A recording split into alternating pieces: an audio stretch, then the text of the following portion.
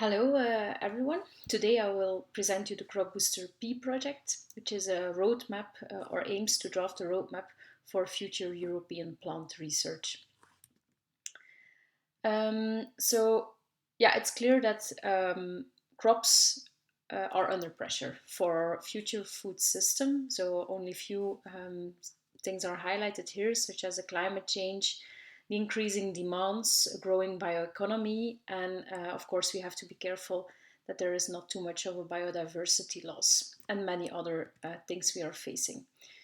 So it's clear that actually in the future we will need to future-proof our crops to make sure that they actually meet our future needs. And therefore, the CropBooster-P program aims to develop a roadmap for future-proofing the food system and the European bioeconomy, focusing on three main areas. Being the potential to enhance yield, to enhance nutritional quality, and to ensure the environmental sustainability. So yield in this sense actually corresponds to the increasing the total amount of edible and usable material produced by the plant. Nutritional quality is increasing the amount of plant components which are beneficial to human health. And sustainability deals with environmental sustainability, so improving how plants use resources and cope with stresses such as heat and drought. Of course, very important in this program is that it's not a fundamental program, but that we also match the future, that we also match the values, the needs, and the expectations of society when drafting the future research programs. So the CropBooster consortium actually wants to double yield by 2050, and to do so brings actually together some of the Europe's most prestigious plant science institutions together to increase and unlock the potential of certain crops and technologies in Europe, and actually to direct future plant research within Europe. So here you see a representation of the CropBooster consortium. So it involves many different organizations, most of them probably well known to you. So how is this roadmap being developed? So actually the work consists in 5 main work packages. So the first work package is to set the option space, so to define what are the options to improve yield, to improve nutritional quality, and to improve sustainability. And then, of course, the other work packages I will go into in more detail. So starting with the first work package, actually, what we aim to do is, so the first work package actually consists of 3 main stages. The first stage is to actually set the option space, so to generate the different matrices of what are the current possibilities to improve these 3 different tasks: yields, nutritional quality, and sustainability. And we're talking about matrices because the options can be presented as matrices. For instance, what are the different technologies that are available currently in the different EU crops? But these matrices could also include other aspects, such as what are the different traits in the different crops, what are the different crops compared to different technologies. So different aspects actually of what we currently have at hand to improve these aspects. The second part is to actually run these options against a range of possibilities. So let's say future worlds. How will the world look like in 2050? And what are the options? And then the third aspect is to actually overlay these two and to see, okay, depending on how the future worlds will look like, how does this affect these different matrices? And this gives actually in each of the future world scenarios a different alternative outcome.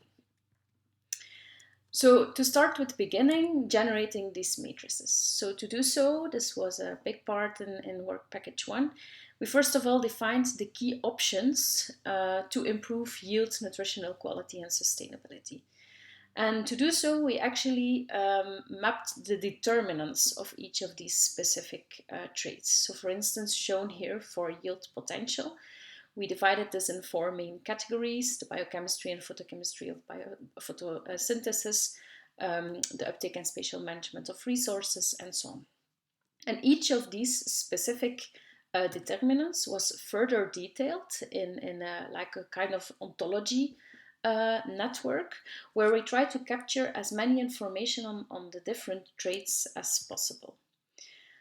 All this information was actually by the consortium captured in different surveys with the aim to collect data covering the important keystone state-of-the-art publications in each of these 3 different fields. And actually, all this information is then afterwards exported or like transformed into a database, which is a literature repository that contains the scientific state-of-the-art keystone publications in each of these specific fields: yield, sustainability, and nutritional quality. And it's actually an expert resource that can be used by the European plant science community at large, and is of course aimed to stay up to date. So for instance, going into detail, you can click on specific, you can first of all get an overview of different keystone publications. And when you click on them, you can get more information on why these specific papers are important within a specific field. So using this approach, we actually identified for the 3 crop boosting goals, so the yield, nutritional quality, and the sustainability, 15 different crop boosting options. So for yield, we had improving photosynthesis as option, increasing the size of harvestable parts, improving the use and the movement of nutrients within the plant, altering the growing season of plants, and improving the digestibility of biomass. Within nutritional quality, we also had 5, which was increasing vitamin and mineral content, increasing protein content and quality, decreasing negative and toxic compounds, increasing antioxidant content, and producing healthy omega-3 fatty acids in oilseeds. For sustainability, there were also 5 crop boosting options identified, which was improving nitrogen uptake and use, improving plant water use, phosphorus use, uptake and use, salt stress tolerance, and heat stress tolerance. So second part, as I told you, was to identify these future worlds. And for this, in a nutshell, we did a scenario building analysis, which can be imagined actually as, so the future can be imagined as a funnel of possibilities. So different options, how future worlds can actually play out.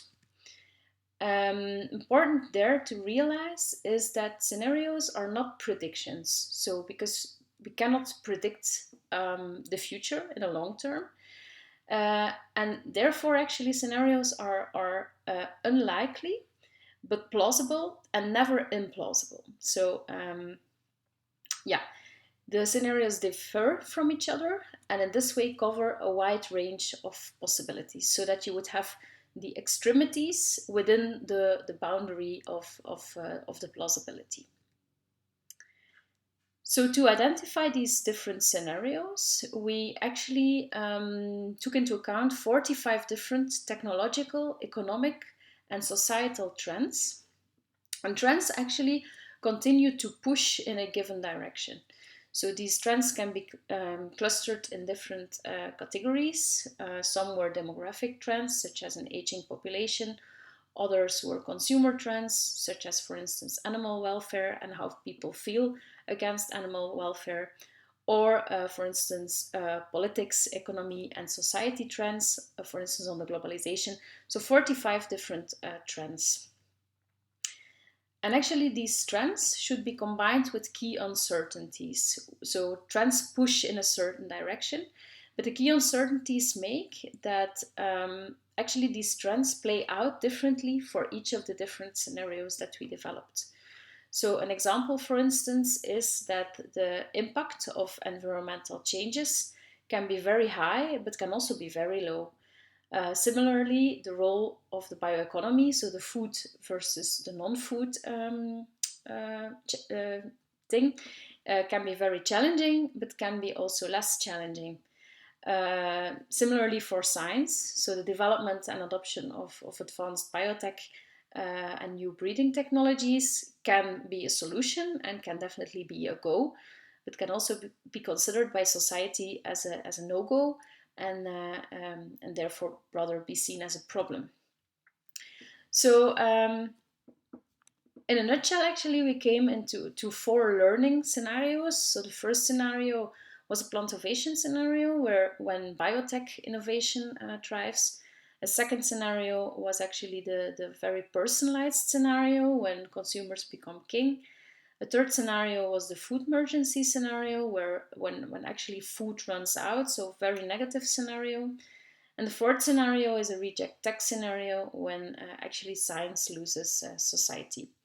So this is also published, Cornelissen et al., and I would like to guide you through to this manuscript if you would want to have more information on this part of the project. So the third part was then how is actually how are the matrices changing when you have these different future world scenarios. And this is important to know actually that within each scenario, different crops and different technologies, for instance, might show more potential. So one example here is actually when you present the different crops and you against the different technologies and you see what is currently available. Then actually in a reject tech scenario where GM technologies or CRISPR technologies would not be allowed, then actually this part of the matrix would completely drop. So this is an example of a scenario implication.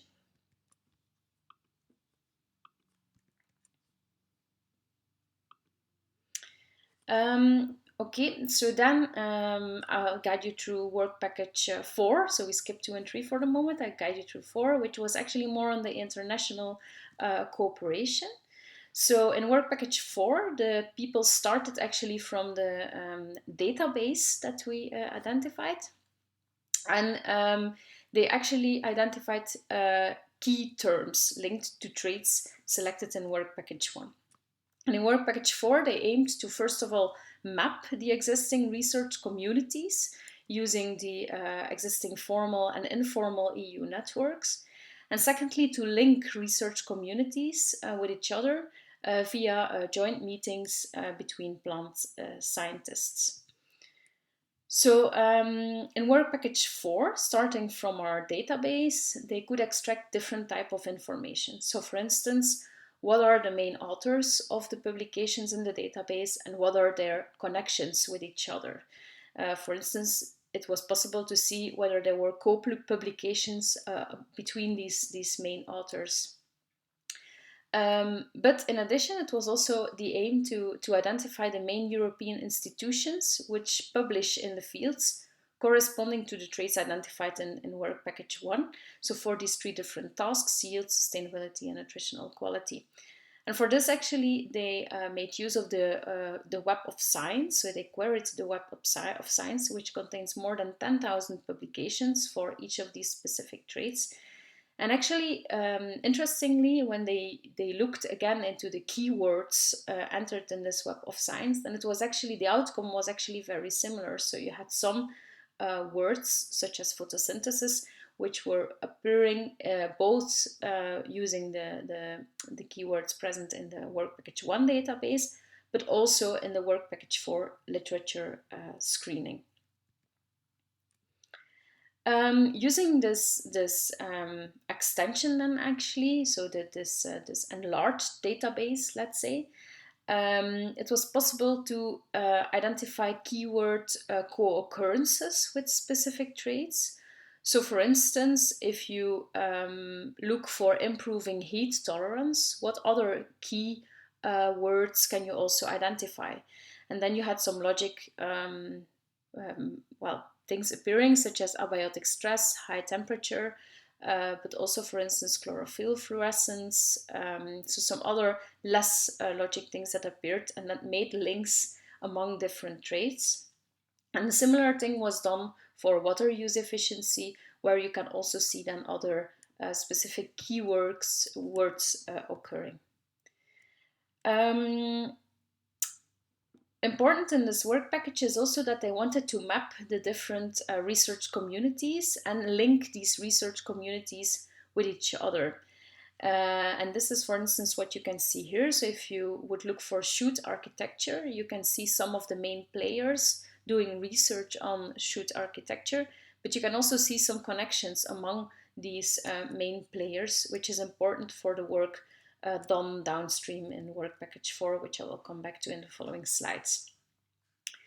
Important there is also to see that the main actors in a specific field, for instance, biochemistry, carbon assimilation, are actually also part of the CropBooster-P program, which actually indicates that within the CropBooster-P program, we have a very extensive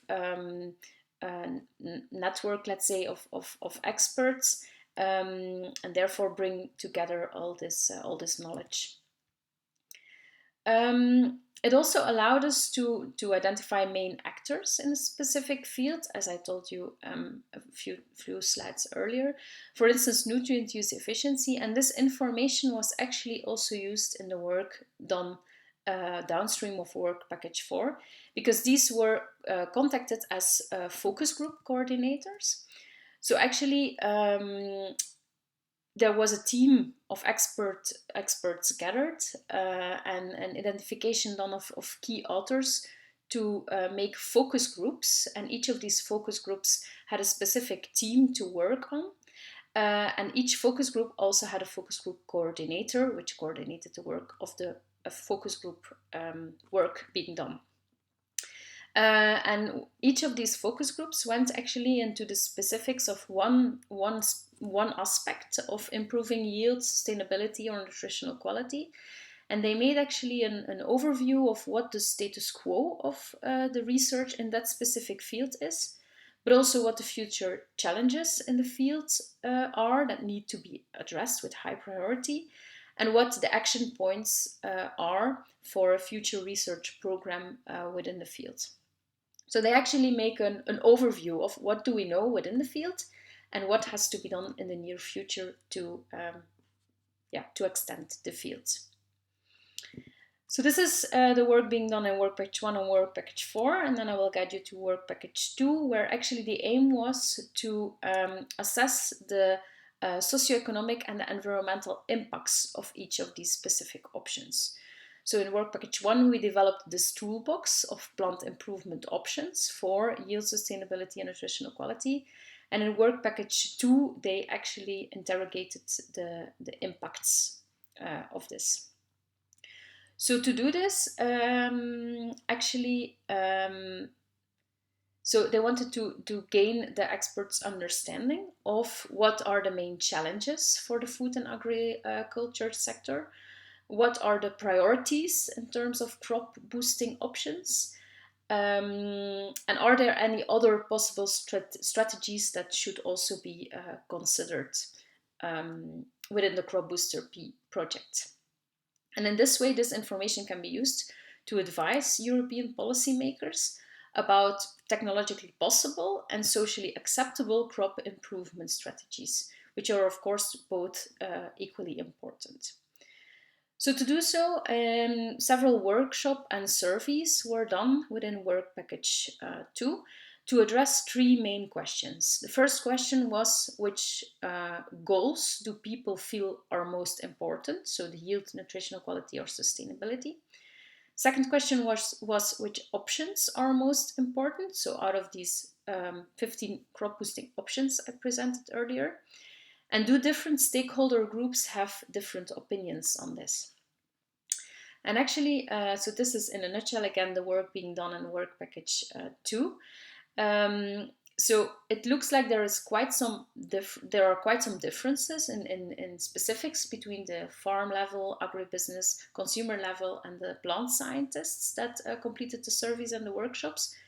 But overall, we can see that the sustainability part appears to be the most important one according to the people interrogated in or included in the survey and the workshops.